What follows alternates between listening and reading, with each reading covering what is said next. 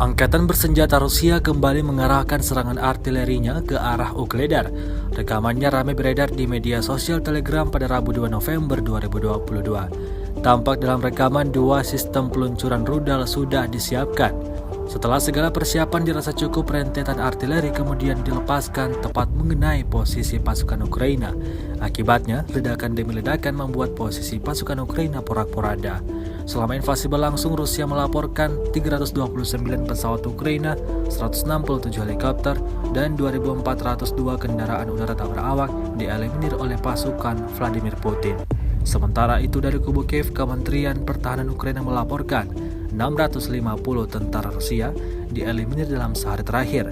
Sebanyak 72.470 prajurit Federasi Rusia meninggal sejak awal konflik hingga hari ke-251.